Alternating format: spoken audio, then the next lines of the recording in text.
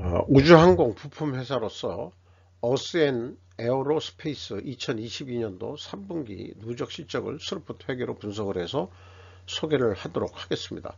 매출은 107%, 영업이익은 150%가 증가했습니다. 여기도 마찬가지로 적자에서 흑자로 전환이 됐고요. 그런데 분식회계 개연성 반증이 필요하다라는 소제목을 붙여봤습니다. 내용이 좋았다고 생각하시면 구독, 좋아요 부탁드리고 1.5 배속을 보시기 바랍니다. 먼저 원가회계 손익으로서 매출이 272억 원으로서 107%가 증가했습니다.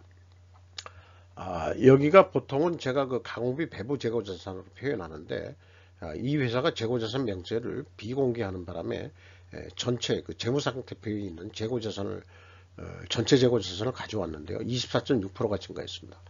그 매출 증가보다 그 재고가 뭐 크게 증가 안 했다는 것은 이건 바람직한 결과라고 볼 수 있겠습니다. 매출 원가가 적게 올라갔죠. 그래서 매출 총이익이 무려 407%나 전환이 됐습니다.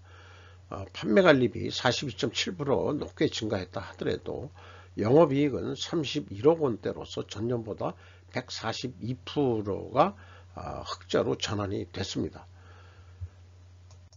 스포트 회계로 보자면은 매출에 비례하는 매출 재료비는 그 13.4% 증가했어요. 요거로 봐서는 이 수주 판매 가격이 크게 그 상승을 했다 이렇게 봐지고요. 매출 재료비가 증가한 것은 원재료 가격이 뭐 상승했는지 여부는 여기에서는 조금 불분명하게 보입니다만은 일반적으로 그 원재료 가격이 다 상승하는 추세니까 뭐 원재료 가격이 상승했다 하더라도 그거에 비해서 수주 판매 가격은 매우 크게 높게 상승을 했다 이렇게 볼 수 있을 것 같아요. 스루풋이 141.1%나 증가했고 운영비용이 그 16.7% 증가했습니다. 생산성도 매우 높게 증가를 해가지고 영업이익은 36억 8,100만 원으로서 원가 회계 영업이익보다 6억 1,500만 원이 더 증가를 했습니다. 이것은 그 재고자산이 감소했기 때문입니다. 유감스럽게도 올해 3분기에는 작년 3분기에는 그 재고자산 내역을 이렇게 공개를 했는데 올해는 공개를 안 했어요. 그래서 이것은 그 2021년 말 거는 그 사업보고서의 그 재고자산 명세 금액을 가져온 거고, 원칙적으로 스루프 쪽에서는 WCAI 변동 금액을 기준으로 분석을 합니다만은 도저히 할 길이 없어 가지고 할 수 없이 재무 상태표에 재고자산 증가액을 가지고 분석을 했습니다. 중소기업 규제 완화에 이게 제가 뭐라고 썼는데 이게 뭔가 미스타이핑이네요. 아직 잘못 적용되는 사례 같다. 이런 게 중소기업 규제 완화는 아닐 거다. 그러게 전산화 시대에 무엇이 두려워 재고자산 명세와 비용의 성격적 분류의 핵심 데이터를 비공개로 돌리느냐. 근데 이런 기업은 사실 분석하고 싶은 기분이 안 나요. 왜냐 그러면은 신뢰를 얻기 위해서는 신뢰를 먼저 보여줘야 되는데 신뢰도를 그 가늠할 수 있는 그 핵심적인 재고자산 명세하고 비용의 성격적 분류 내용을 데이터를 비공개하면서 무슨 자기 회사 신뢰도 회계가 투명하다느니 이따위 얘기를 할 수 있겠느냐 이런 거에 대해서는 매우 불만입니다. 그래서 비용의 성격적 분류 내용도 올해 3분기는 작년도 이 가공 비율이 78.2%였는데 약간 내려간다고 보고 원재료 가격이 약간 상승했다 이렇게 봐서 역산으로 쭉 풀이를 해낸 수치가 되겠습니다. 그리고 이 재고자산 매출원가 회계 투명성 검증 3단계가 있는데 1, 2단계는 의미가 없습니다. 제가 맞춰준 수치이기 때문에요. 그리고 이제 그 3단계 현금 흐름표의 그 주석 내용도 비공개를 하고 있습니다. 분기보고서에. 그럼 도대체 뭘 공개한 건지, 뭘 분기보고서에 뭔 사업보고서를 낸 건지 그 의미가 아주 퇴색된다고 할 수 있겠어요. 운영비용도 그 올해 3분기 거는 뭐 인건비가 얼마 나간지도 모르겠고, 근데 이제 다만 직원 수는 또 그대로 또 가져왔더라고요. 177명으로 9명 줄인 거로 나옵니다. 아마 그 임금도 깎겠진 않았지만 임금도 좀 줄지 않았겠느냐, 뭐 이렇게 판단이 되네요. 경영평가 지표로서 전체 재고자산 회전율로 비교해 볼 수밖에 없습니다.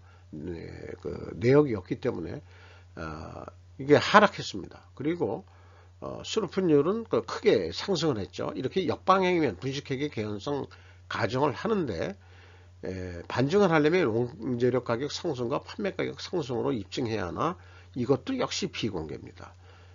도대체 검증해 줄 건덕지가 없어요. 예를 들어서 이쪽 회사를 변호해 주려고 그래도 뭐가 데이터가 있어야 뭐 변호를 해줄 거 아닌가. 참고적으로 뭐 매출채권, 매입채권 지급 속도, 수금 속도 표시를 해봤는데, 중요한 건 그렇습니다. 레버리지율이 작년에 93.5%로 50%가 넘으면 50%가 경영권 방어선인데, 지금 60% 내리긴 내렸습니다만 60%면 아직까지도 경영권이 흔들거리고 있다. 그래서 일부 거기에는 전환사채도 있습니다만은 전환사채가 자본화하는 그런 과정을 겪고 있는 거로 지금 그렇게 보입니다.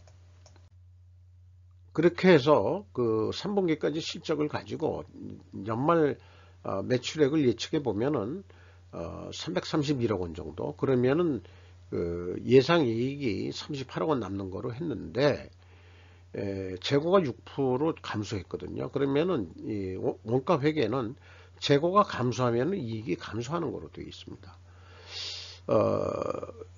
그런데 거꾸로 매출 금액이 이렇게 확정된 상태에서 더 이상 이 회사는 노력 안 하기로 뭐 했다고 보면은 재고만 6% 증가시키면 어떻게 되느냐? 그러면 이익이 늘어나 버립니다. 그러니까 원가 회계는 재고가 증가하면은 영업이익이 증가하게 되어 있습니다.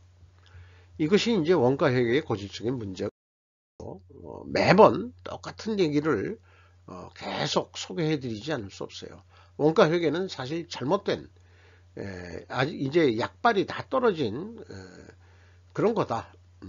이제 대안으로서 스루폿 손익을 대안으로 하고, 회사 경영 지표로서 가공비 배부 재고자산 회전율을 바벨 전략으로 내놓는다. 이런 얘기가 되겠어요. 그래서 스루폿 데이터로만 보자 그러면은 이게 340억 정도는 해야 되는데, 있는 데이터 그대로 뭐 부풀리거나 또 깎는 거 없이 하면은 340억 정도가 예상이 되는데, 원가 회계상으로는 330억 분이 안 나왔다 이거죠. 그러니까 원가 회계가 현재 이 세계를 지배하다 보니까 좋다. 그러면은 330억을 하자. 그러면은 남는 게 이쪽에서는 거꾸로 35억이 남는 거로 그렇게 산출이 됩니다. 여기에다가 재고 회전율이 2회전, 연간 2회전 한다 그러면 매우 느린 거거든요. 물론 이게 전체 재고 자산입니다만은 가공비 배부 재고 자산이 공개가 안 됐기 때문에 전체로 보는 겁니다만은 한 10.1%만 증분을 시켜보자. 그러면은 매출이 397억 원 정도 돼가지고 영업이익은 92억 원으로 크게 상승할 거다. 근데 재고를 10.1% 줄이면은 매출액은 그대로 있는 상태에서 재고만 줄인다면 어떻게 되느냐? 그러면은 계약했을 당시에 예상되는 영업이익 35억 원 하고 차이는 없을 거다. 이게 왜 그러냐 그러면은 스루폿 회계는 매출에 비례하는 매출 재료이기 때문에 그렇습니다. 이미 확정된 거기 때문에 뭐 재고 변동에 의해서 영향을 받는 게 없습니다. 지금 현재는 거래 중지 중이고요. 중지 요인은 아마 이 연말 뭐 이게 뭐 명의 뭐 이런 거 주식 폐쇄 뭐 이런 거 같기도 하고요. 이 배당액 계산하고 막 이래야 되니까 뭐 그래서 그런 건지 어떤 건지 잘 모르겠습니다만은 어쨌든 현재 거래 중지 상태고요. 1,900원 상태에서.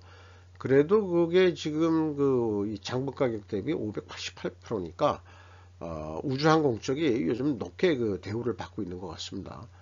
어스 이노베이션이 32.97%, 최대 주주가 2주년 시로 42.4% 별도로 가지고 있습니다. 어스 이노베이션의 최대 주주입니다. 그리고 작년에 최대 주주는 북경 모터스라고 되어 있는데요. 18.82% 가지고 최대 주주를 하고 있었습니다. 그러니까 아까 얘기한 대로 부채를 더 이상 못 견디니까 이거를 또 팔아넘긴 모양이에요. 그러니까 북경이라 그러면 이제 중국 자본인데 이 중국 자본들이 이렇게 그 기업을 인수해 가지고 뭔가 기술을 빼내고 또 다시 팔아넘기는 거 아닌가 하는 그런 우려를 또 좀 하게 됩니다. 이상 어스엔 에어로스페이스 그 2022년도 3분기 영업이익 흑자 전환으로 크게 돌아섰습니다만은 이 회사인 경우에는 분식회계 개연성 가정이 계속 유효하다. 반증을 꼭 해주지 못하는 한 유효하다. 저는 이렇게 주장하고자 합니다. 이상 마치도록 하겠습니다.